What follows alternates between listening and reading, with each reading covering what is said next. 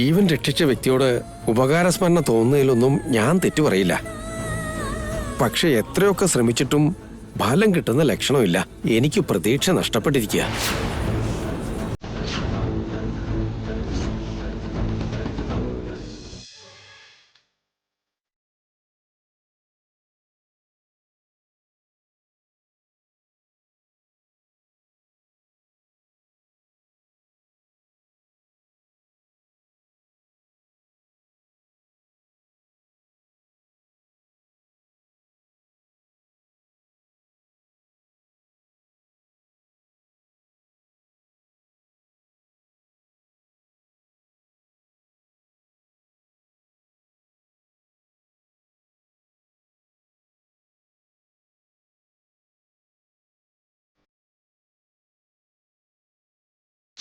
മേഘന മരിച്ചുപോയെന്ന് നിങ്ങൾ കരുതുന്നത് മിഥ്യയാണ്. മേഘന ജീവിച്ചിരിക്കുന്നു എന്നതാണ് സത്യം.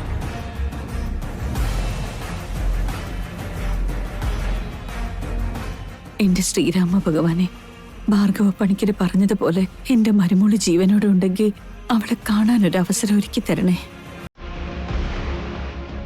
മിഥുനും മേഘനയ്ക്കും ഒന്നിച്ച് ജീവിക്കാൻ നീ വേണം ഭഗവാനെ കാത്തരുള.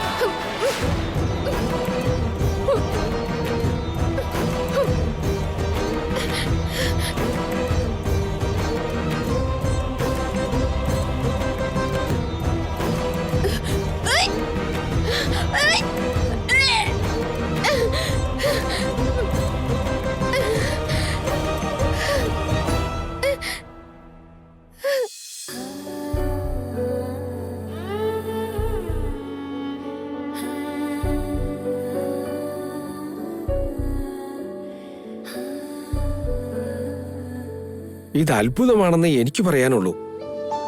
ഇവരൊരിക്കലും കോമയിൽ നിന്ന് എഴുന്നേൽക്കുമെന്ന് ഞാൻ കരുതിയില്ല. ജീവിതകാലം മുഴുവനും കിടന്ന കിടപ്പാകേണ്ടി വരുമെന്നാ ഞാൻ കരുതിയേ. പക്ഷേ ദൈവാനുഗ്രഹം കൊണ്ട് മാത്രാ ഇന്ന് നീ കണ്ണു തുറന്നത്.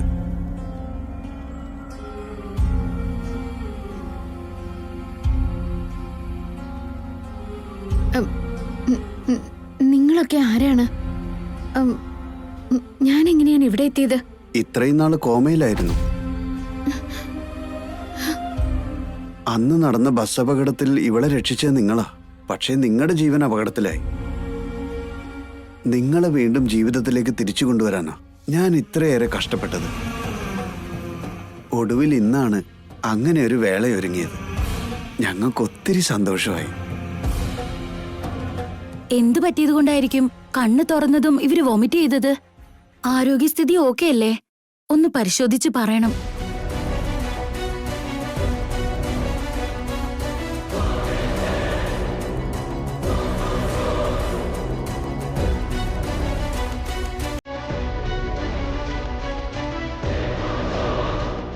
ഇവരിപ്പോ ഗർഭിണിയാണ്.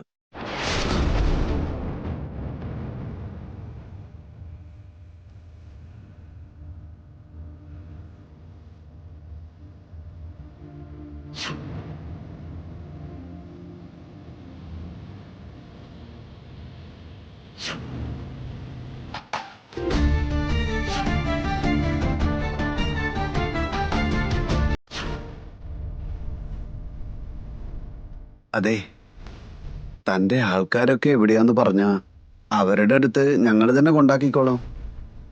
നീ എന്നേക്കുമായി മിഥുനെ ഉപേക്ഷിച്ച് എങ്ങോട്ടെങ്കിലും പോണം. നന്ദൻ കുടുംബത്തിലുള്ളവർക്ക് ഇനി മഷിയിട്ട് നോക്കിയാൽ പോലും നിന്നെക്കുറിച്ചുള്ള വിവരം കിട്ടരുത്. നീ എന്ത് പറഞ്ഞാലും ഞാൻ അതുപോലെ ചെയ്തോളാം. എനിക്ക് പ്രോമിസ് ചെയ്യേ. ദയവ് ചെയ്ത് എന്റെ ഭൂതകാലത്തെ കുറിച്ചോ എന്റെ ബന്ധുജനങ്ങളെ കുറിച്ച് ചോദിക്കരുത്. ചോദിച്ചാലും അതൊന്നും വെളിപ്പെടുത്താൻ പറ്റുന്ന ഒരവസ്ഥയല്ല എനിക്ക്. അതുപോലെ തന്നെ ഇനിയും നിങ്ങൾക്ക് ഭാരമായി ഞാനിവിടെ നിൽക്കുന്നില്ല. വിധി പോലെ എന്റെ വഴി ഞാൻ പോയിക്കോളാം. അതെന്തു പറ്റി? മനസ്സിൽ എന്തൊക്കെയോ വിഷമങ്ങളുണ്ടെന്ന് ഞങ്ങൾക്ക് മനസ്സിലായി.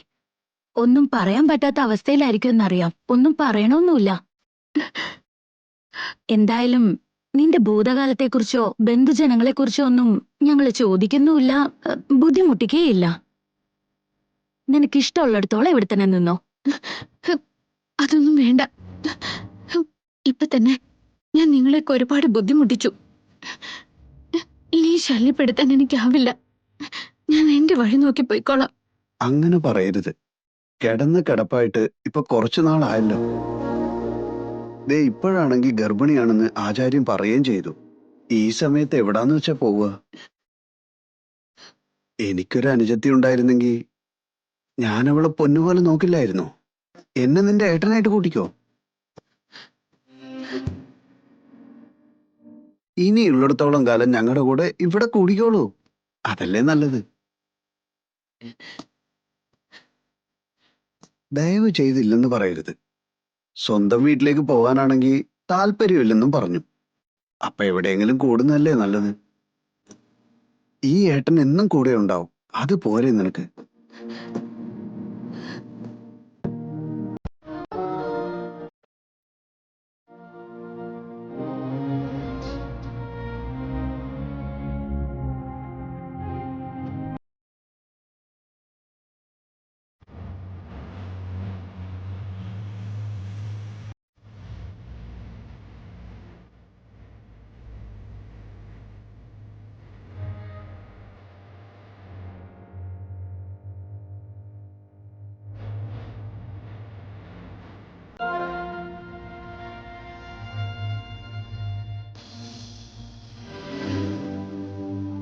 കാനനത്തിൽ ഉപേക്ഷിക്കപ്പെട്ട സീതാദേവിയുടെ ഇപ്പോഴത്തെ അവസ്ഥ എന്തായിരിക്കും?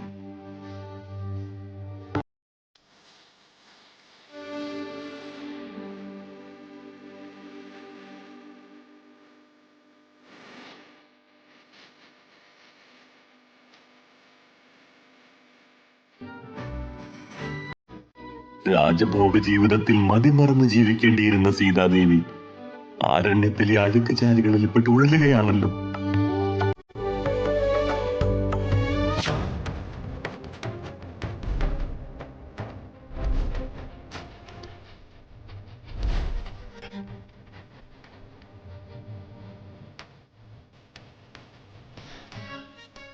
വേദനയുടെ കനലുകൾ ശരീരത്തെ വെണ്ണീറാക്കുമ്പോഴും സർവം സഹയായി അവൾ ജീവിതം തുടർന്നു.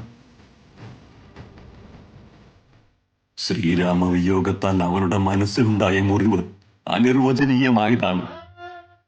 ഏത് ജന്മത്തിൽ ചെയ്ത പാപത്തിന്റെ കർമ്മഫലമോ ആ തൃപ്പാദങ്ങൾ കല്ലിനും മുള്ളിനും നിണാഭിഷേകം നടത്തുന്നു.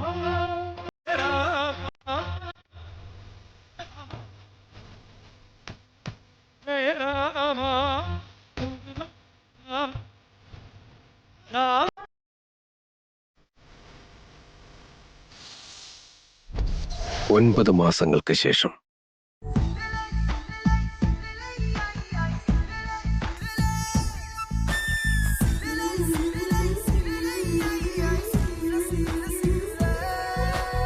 മേഘേ,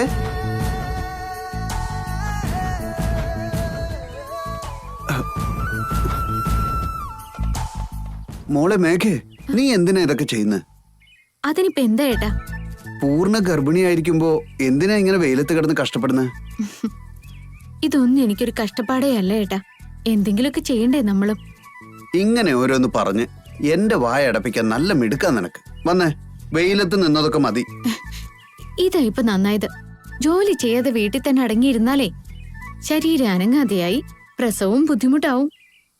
ഒന്നുമില്ലെങ്കിലും നിങ്ങൾക്കൊന്നൊരു ഭാരമാവരുതല്ലോ. എന്തിനാ എപ്പോഴും ഇങ്ങനെയൊക്കെ പറയുന്നത്? ഇത് കേട്ടിട്ടാ ജോലി ചെയ്യാൻ ഞാൻ അനുവദിച്ചത്.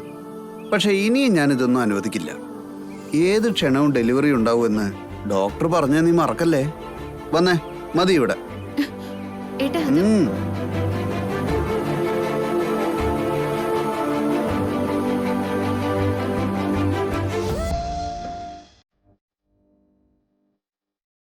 പൊന്നുപോലെ ഒരു കുഞ്ഞ് ജനിക്കണമെങ്കിൽ നല്ല ആഹാരം കഴിക്കണം, നല്ല വിശ്രമവും വേണം. സുധേ,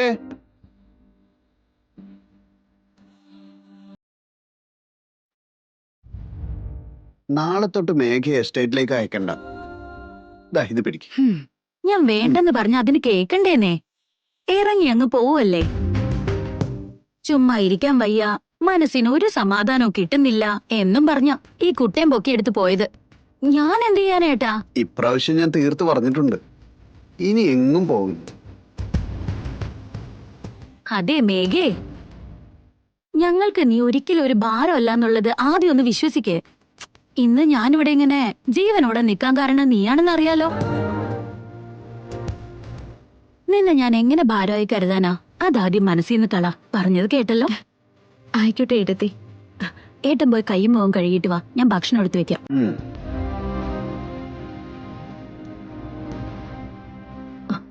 അതെ ഏട്ടാ, 2-3 ദിവസത്തിനുള്ളിൽ അവൾക്ക് ഡെലിവറി ഉണ്ടാവുന്ന ഡോക്ടർ പറഞ്ഞത്. അവളുടെ ആൾക്കാരാരെങ്കിലും കൂടെ ഉണ്ടായിരുന്നെങ്കിൽ നന്നായനെ. നമുക്കൊന്നുകൂടെ അവളോട് അതിനെക്കുറിച്ച് ചോദിച്ചാലോ? നമ്മളും അതങ്ങ് വിട്ടുകളഞ്ഞ തെറ്റും നമ്മുടെ ഭാഗത്താവും. സുധേ, ഇത്രയും നാൾ അവളൊന്നും പറഞ്ഞില്ലെങ്കിൽ അതിൻ്റെതായ കാരണം ഉണ്ടാവും. അത്രയും വലിയ പ്രശ്നം ഉണ്ടായിരിക്കാം. പറയാൻ ഇഷ്ടമില്ലാത്തവരോട് നമ്മൾ ചോദിക്കുന്ന സംസ്കാരമല്ല. അവളൊരു നല്ല പെണ്ണ.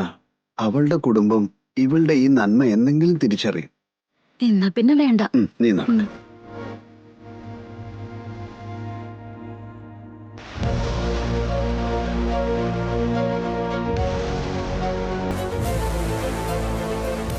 മിഥുൻ,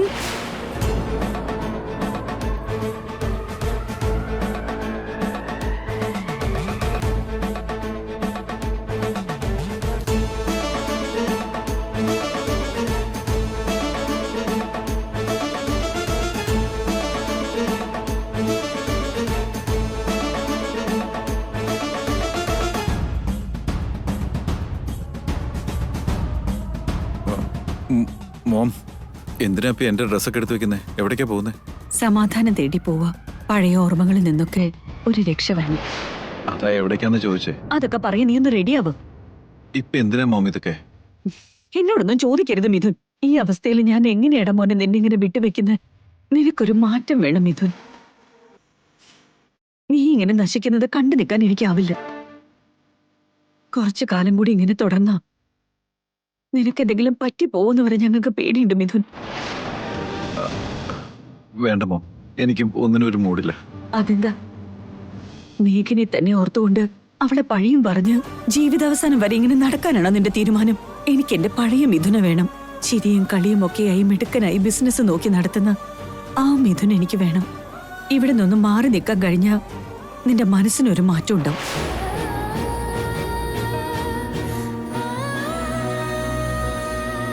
ആന്റി, എവിടേക്കാ ആന്റി? തുണിയൊക്കെ മടക്കി വെക്കുന്നുണ്ടല്ലോ. അതൊക്കെ പിന്നെ പറയാം. നീയും ചെന്ന് റെഡി ആയിക്കോ. കുറെ കാലായി നിങ്ങൾ എന്നെ ഒരു അന്യായി കാണാൻ തുടങ്ങിയിട്ട്. മിഥുന്റെ എന്റെയും കല്യാണം ഒന്ന് കഴിയട്ടെ. നിങ്ങളുടെ ഈ സ്വഭാവ മാറ്റത്തിനുള്ള ശിക്ഷ അന്ന് ഞാൻ പൂർവാധികം ശക്തമായി നടപ്പിലാക്കും.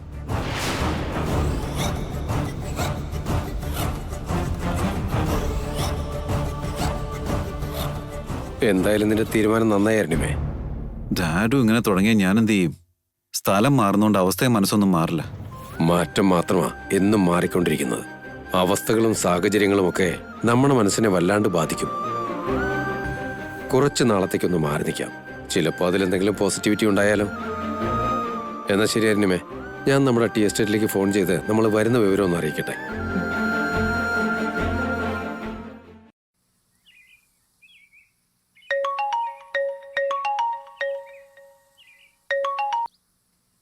ഹലോ സർ, പറയൂ.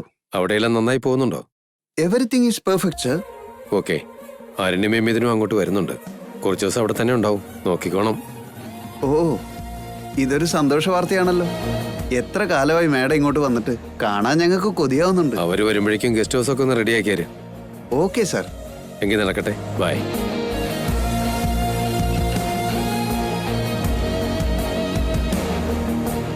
അവിടെ ചെന്നിട്ടെങ്കിലും മിഥുൻ മേഘനയുടെ ഓർമ്മകളിൽ നിന്ന് പുറത്തു വന്നാൽ മതിയായിരുന്നു.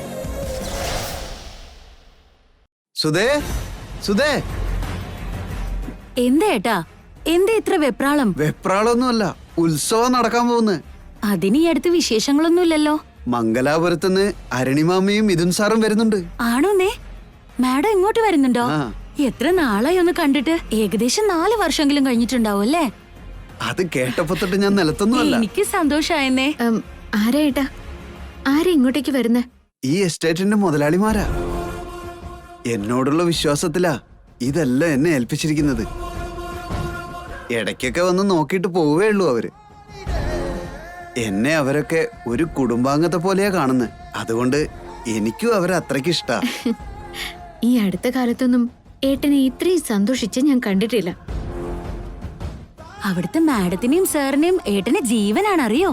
അവര് വരുമ്പോ മാത്രമാ ഞങ്ങൾക്ക് ഇവിടെ ഉത്സവം. അതൊക്കെ നിക്കട്ടെ, ഞാൻ ഗസ്റ്റ് ഹൗസ് ഒന്ന് ക്ലീൻ ചെയ്തിട്ട് വരാം. നീ ഭക്ഷണത്തിന്റെ കാര്യം നോക്ക്. കേട്ടാ.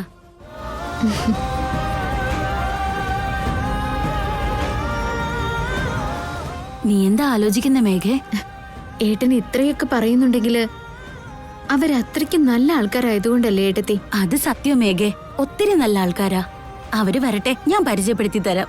നീ ഇരിക്കെ, ഞാനൊരു കാപ്പി എടുത്തിട്ട് വരട്ടെ.